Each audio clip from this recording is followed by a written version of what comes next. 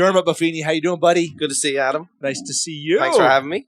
Hey, it's been a little while since you and I have caught up, so we get to do it right here at the Expo and on Facebook Live. So shout out to everybody out there. Hey, on guys. Facebook. How are you? So you are the CEO of the world's largest coaching company. Yep. How does that feel? Fantastic. I mean, you get to help people Yeah. achieve greatness Yeah. and be better all the time. I mean, what's the foundation for this? Because let's take a step back. You immigrated here in 1999, right? I did. From Dublin? Yes, sir. Well, from London, actually. I went London. I went from Dublin, and I went to London. Okay. And I was there for 3.5 years, and I had my own business there. And a bit of background, our family was in Ireland, painters and decorators. Right. I'm one of 6, 5 boys, 1 girl. And so we grew up in business. Okay. So we always had a self-employed family, feast or famine. There you go. And so I ended up going to London, and I was there for a couple of years. Brian started Buffini and Company after being a successful agent. And then he systemized what he did. People were really intrigued what he was doing, and they were like, hey, I align with that philosophy. So he started this business. And he was like, you should come over and you should work with me. And I said, well, I don't understand what you do. I don't know if it's going to work. So why don't you do that for a few years? You make payroll and stay out of jail. And then in a couple of years, I might come over and join you. So a couple of years later, I came to a seminar, and I got to see what he did, and I got to meet the people, and I got to see the reaction. And people said to me, your brother's changed my life. Your brother's changed my life. And I'm like, this can't be real. He couldn't change his socks 6 years ago.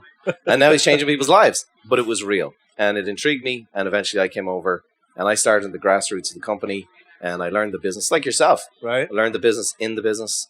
And then I just took the next step. And so that's how That's amazing. And you guys have always had high personal standards. Mm-hmm. I mean, in your painting business and your family, Mm-hmm. Brian would talk about, would you put your name on it? That's right. Well, when you grow up in Ireland, there's 3.8 million people in Ireland.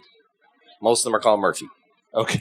So if you said, who did you wrong or who did right by you, you could say, well, it was Murphy. Well, good luck finding the needle in the, go Right. find Murphy. When your last name is Buffini, there's 8 families in Dublin. Okay. And so our father told us, listen, you don't have any choice.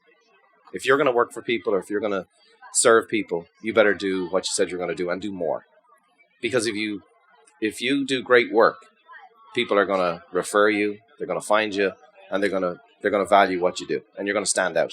And conversely, if you do the opposite of that, you're going to be in trouble. So that's where the kind of mantra for us was, can you put your name to the work that you do? And so that was always the quality control. That was the question we were going to be asked before our father or grandfather came around to inspect the painting job. We knew it was coming, so we wanted to make sure that the work would match up with the good name, because that's what was going to carry forward in our business. So your values. That's right. So you obviously you and Brian and the rest of the Buffini clan had shared values coming up. So I mean that directly translated to how you do business here. 100%. It's the same thing. And we attract people who share that same value. Most people in this industry, they really want to do a great job for their clients. They want to do a fantastic job for their clients. They want to treat them like friends or family members. And we just get them to live that out. We get to structure it in such a way that they can actually deliver on that in a consistent way, in a professional way. And know the fact that, at the end of the day, that's at the very core of working by referral. Right. You don't get the next client if you don't take care of this client. And so we didn't refer it. We didn't invent referrals. It's been around forever. But I think those values that people go, I want somebody to take care of me. And then folks in this business are like, I want to take care of somebody in an excellent way. And so we just systematized it. We teach people, but we attract people who share those values. We don't necessarily put those values in them. They already have that in their DNA. We just attract who we are, I think. And you live it. I mean, you walk in the front door of Buffini and Company, and it's there. It has to be, because we forget, right? Our mission is right. When you walk in the door of Buffini Company, you see our mission to impact and improve the lives of people. To impact people is the easy part. People go to a trade show, they go to a seminar, they get excited. They're like, woohoo, this is it. Life's good. They're never going to be the same again. The improving part is hard, because in a week later, you don't remember what you heard. And so we put it up everywhere, and we talk about it all the time, because we're no different than anybody else. We'll forget what business we're really in. So every decision we make, all the training we do, all the investment we make as a company is towards the accomplishment of that mission, which is to impact and improve the lives of people. If we haven't done that, we haven't done our job. And if we haven't done that, then we shouldn't get referrals. So we keep it right in front of our noses because we're no different than anybody else. And conversely, when you do it, when you live it, business happens. 100%. I mean, look, the thing about it is that you find somebody who's really great at what they do and they care about you, you can trust them. And the thing about the United States is the market's so big, it's so vast that you can be okay and make a living. But if you're really good and you really care, you'll have more business than you know what to do with. Because the value of finding somebody who cares about you and your family, and look at the business that you guys are in. I mean, is there any higher calling than finding a great place and a great home for a family to live in, to have family over, to pray together, to create all those memories? And so, calling people to a higher standard, and honestly, there's not that far to go between ordinary and amazing. It's just the consistency and the focus. I like. There's not that far to go between ordinary and amazing. No, it's not a long journey. I love that. So let's get back to you and let's talk about me. Let's talk about you, Dermot, and your history. Okay. And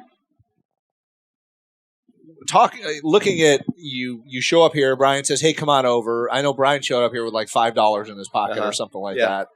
And you come over and help him continue to build this business. And I mean, have you ever been a CEO of a company before? Well, I own my own company. Okay. Right? So before coming over, so I had a very good understanding of what it's like to be a really good salesman and not understand the business part. There you go. But if you don't have sales, nothing happens. Nothing happens without a sale. And, right. And even worse, nothing happens without promotion. Correct. But our background, again, for me, it was like watching my father try to make payroll, watching my father paying the men when I knew we weren't getting paid. And what it takes to run a business. And I think that was in our DNA. And then I think for all of us, it was always, applying those principles, regardless of whether you're going gangbusters or you've no work, you stay the same. Because that's the higher calling. And that's the thing that's going to outlast the season. It's the thing that's going to outlast the economy. So for me, I had run my own business, but I really understood where my own personal gaps were, right, between being a sales guy and being a business guy. And so when I came over to work with Brian, I started whatever the lowest rung on the ladder was. I started 2 rungs below it, and I don't recommend anybody working for a spouse because it's kind of like a hazing experience, passive aggressive. Actually, it wasn't even that passive; it was just aggressive. And so I did everything because I wanted to learn the business from every aspect. And so and again, at the end of the day, it's the same as yourself, right? How do you get to the top? You better do well wherever you start, and that's work your butt off at the bottom, right? If I always say to people, it's like, the opportunity you have is the opportunity you have. Right. And people talk about, I want to get to the next level. I go, great, that's fantastic. What are you doing at this level? Are you excellent? Are you investing in yourself? Are you learning? Are you doing all that you can do? My dad used to say to me, listen, if they pay you down $10, you give them $20 worth of value. If they pay you $20, you give them $40 worth of value. Bad companies will take advantage of a person like that. Good companies will go, let's keep this person and let's give them more money.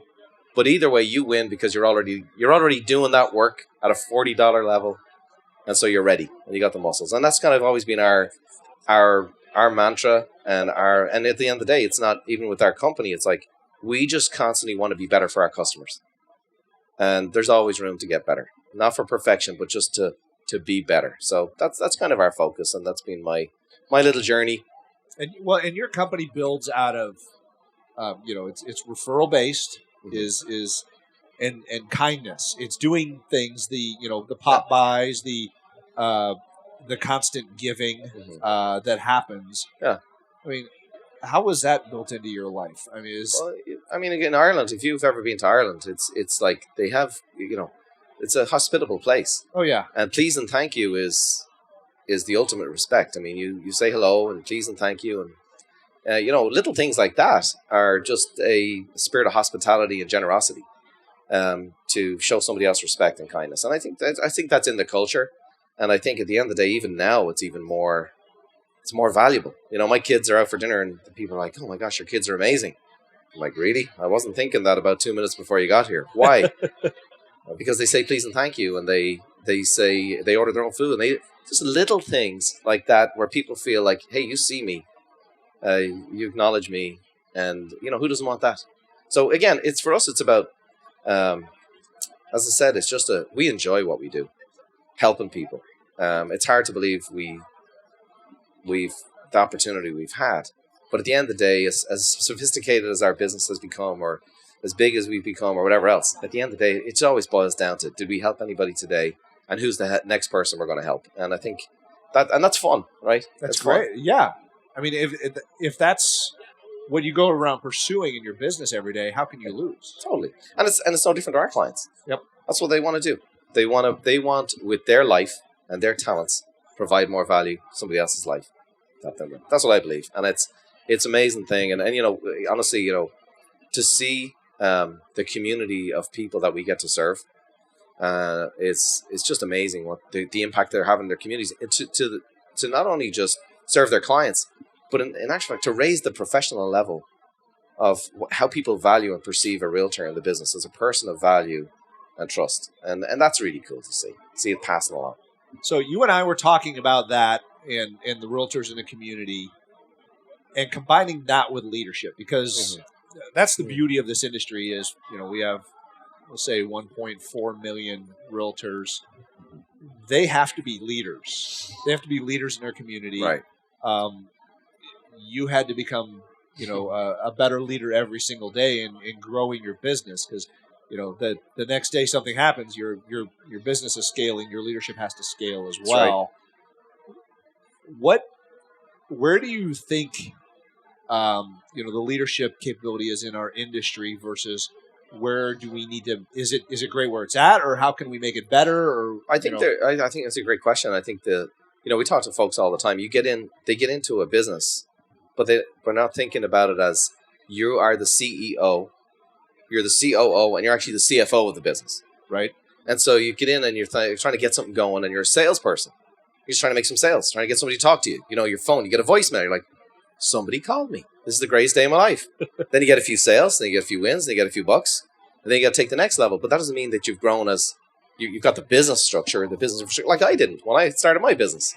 I knew I could go get clients, I knew I could start something good, but I didn't have the next level piece. So I think that's where, first of all, realizing you're in charge, like you are the boss, and the fact that you're not going to do all of those things well. I think I'm a pretty decent CEO.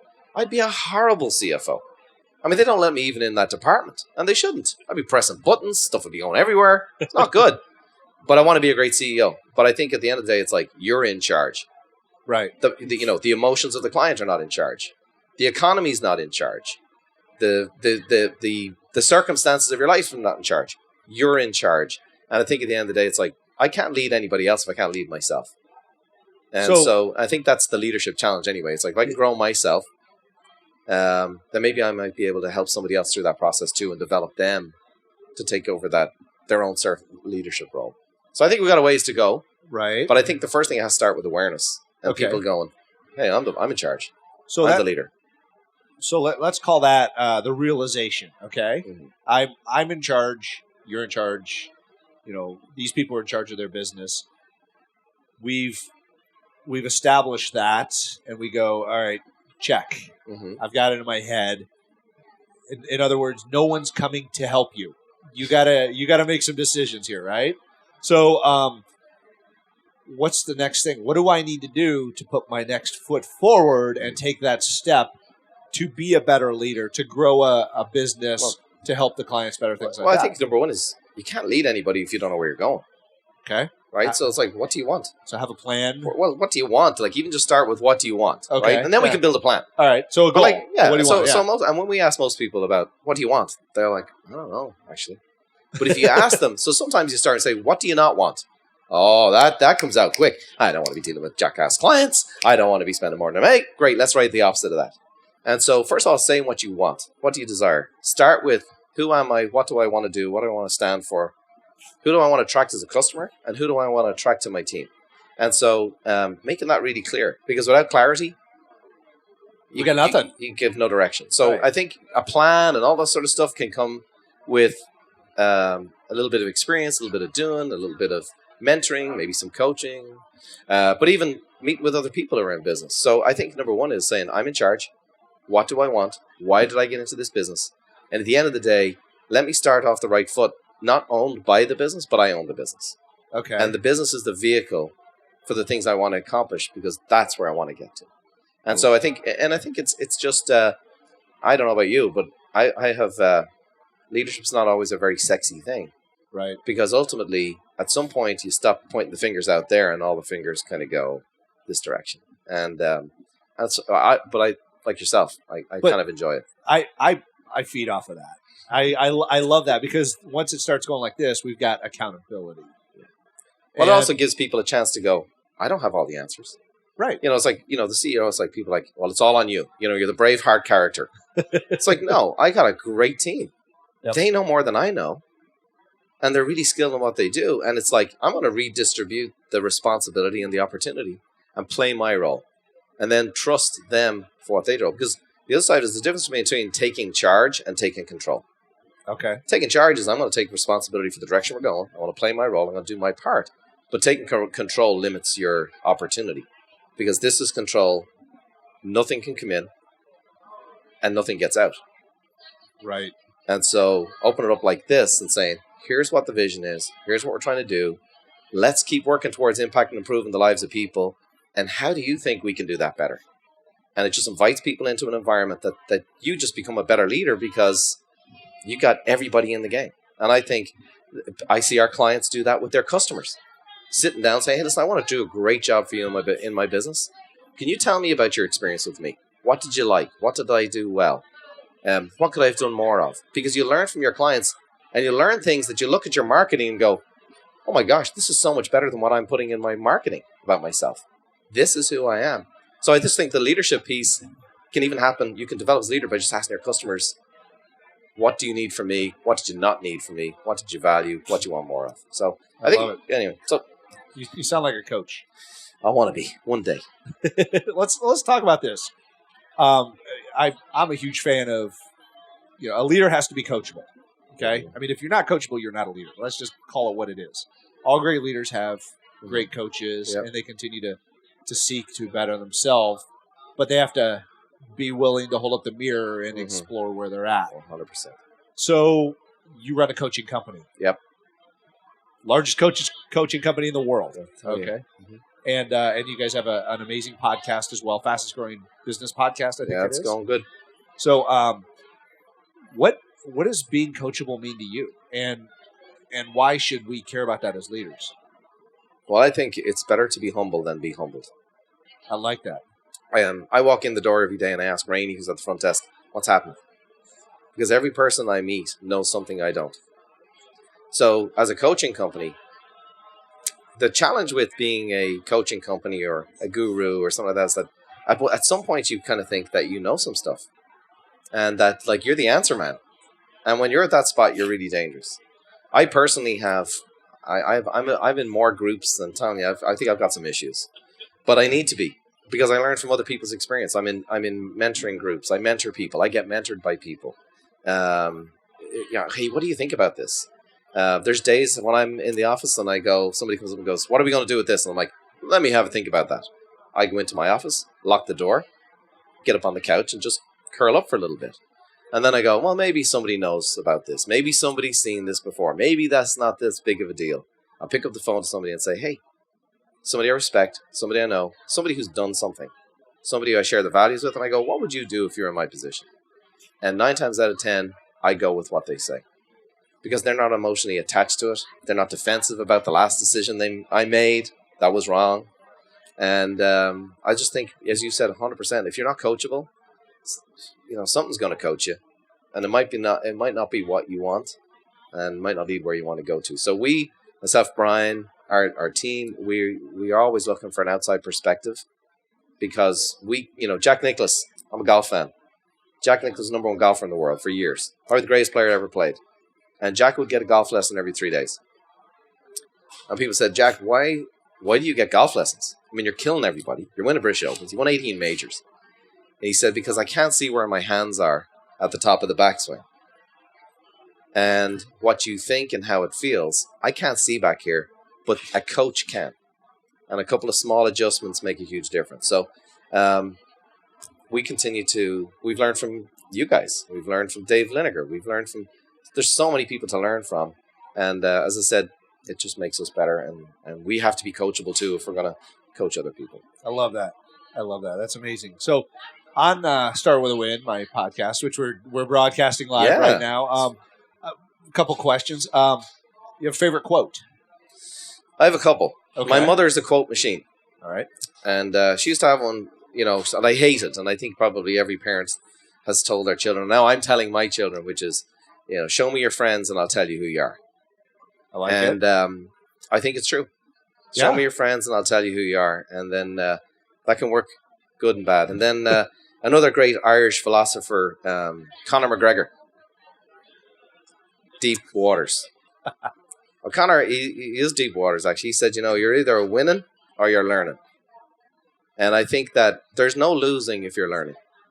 I like that quote. Okay. And then I hate to do this because he's my brother.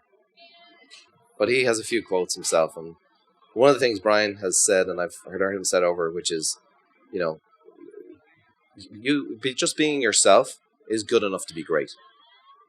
And I think that's true. I think if we can all just become a better version of who we are and really trust in the gifts and talents and abilities maybe God's given us, I believe he has, that we can become great.